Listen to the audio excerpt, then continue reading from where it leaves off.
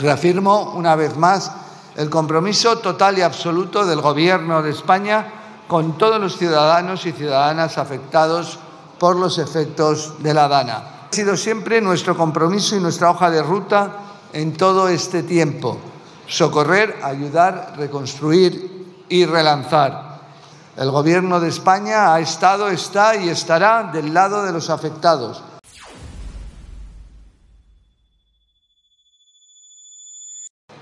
Señor ministro Marlaska, no le voy a decir nada que usted no haya escuchado ya muchas veces de nuestro grupo parlamentario.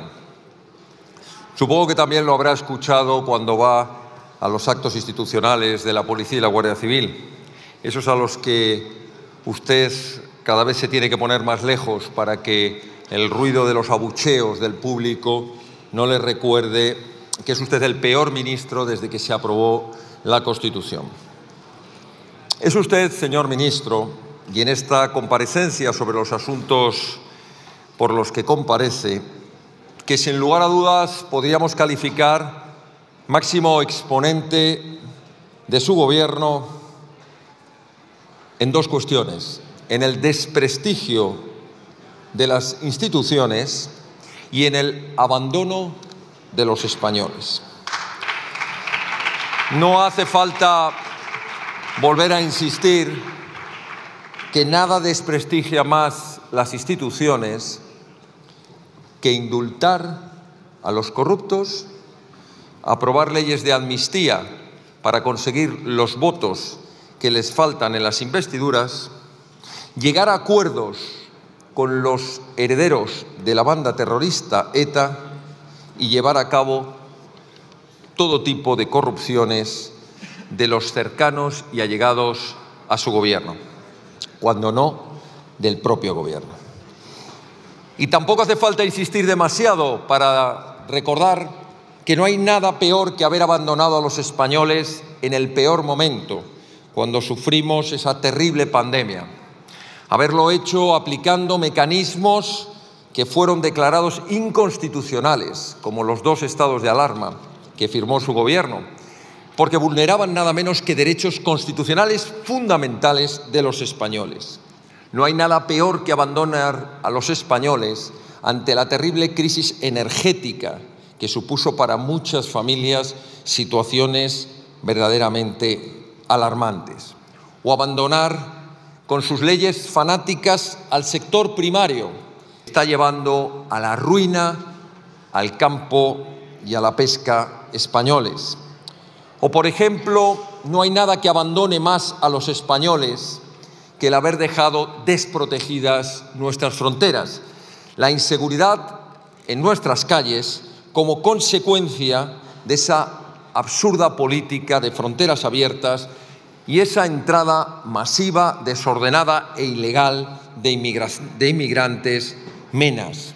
Como tampoco ha dejado más desprotegidas a nuestras fuerzas y cuerpos de seguridad del Estado que cuando, por ejemplo, usted decidió que había que desmantelar el OCOM Sur y luego ocurrió la tragedia de Barbate, dejando a nuestros agentes abandonados ante las narcolanchas.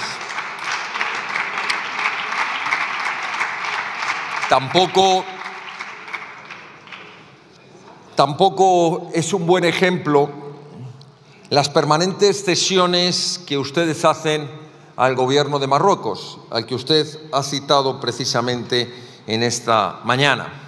Y cómo no, el último ejemplo de abandono a los españoles han sido tras las terribles riadas en Valencia y otras provincias. Pongamos un ejemplo. Ustedes son capaces de activar 22 millones de euros para la construcción de un centro de inmigrantes ilegales en Algeciras y, por el contrario, no son capaces de entregar ese dinero a todas aquellas familias que de verdad lo necesitaban desde el minuto 1. Hablemos de las riadas de Valencia y hablemos de la actuación precisamente de su ministerio. Ustedes lo han calificado como una desgracia y como una tragedia, y lo son. El problema es que es una desgracia y una tragedia previsibles y evitables. Fueron previsibles y fueron evitables muchas de sus consecuencias, porque Su negligencia se encuentra en que prefirieron la inacción y la tardanza en las horas que de verdad era decisiva para haber salvado vidas y haber evitado daños mayores. Esas 72 primeras horas hubieran evitado muchas de las 223 muertes y mucha de la destrucción. Esas primeras 72 horas. Y ante ello, señor ministro, su cobardía.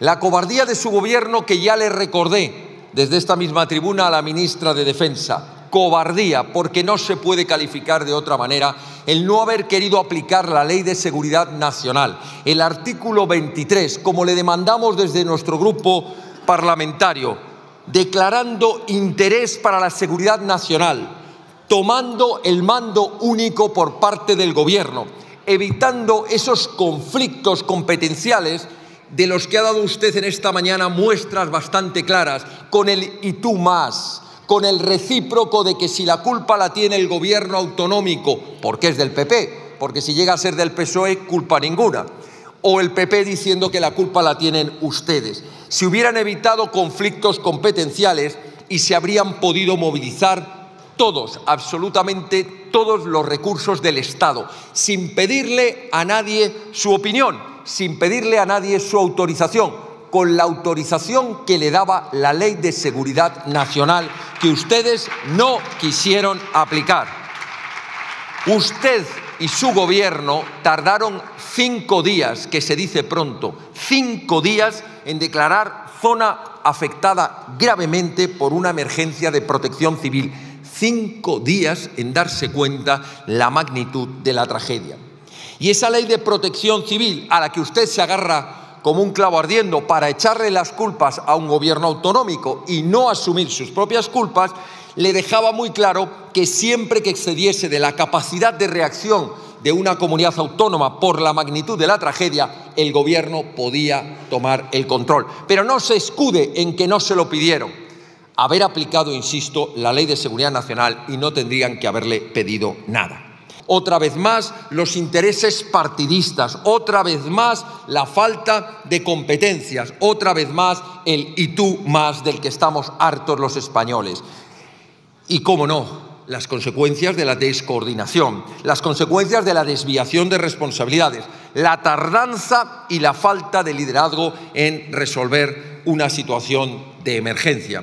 Y, cómo no, ya se lo he mencionado, el fracaso en la prevención, en la anticipación y en la alerta, porque si hubieran alertado realmente de las graves consecuencias que se cernían sobre la población, se habrían tomado medidas a tiempo. Y hubo tiempo para tomarlas, pero ustedes estaban más preocupados en echar balones fuera y mirar a ver qué responsabilidades tenía la comunidad autónoma. Esa permanente lucha contra el sentido común, no queriendo aprobar un plan hidrológico nacional con la interconexión de las cuencas, no llevando a cabo la limpieza de los cauces de los ríos, no permitiendo la limpieza de los montes. Ese fanatismo de cologetas de salón es el que luego pagan sus graves consecuencias todos los españoles. Muchas gracias por ver el vídeo. No te olvides de suscribirte, darle me gusta y activar la campanita. Nos vemos en el siguiente.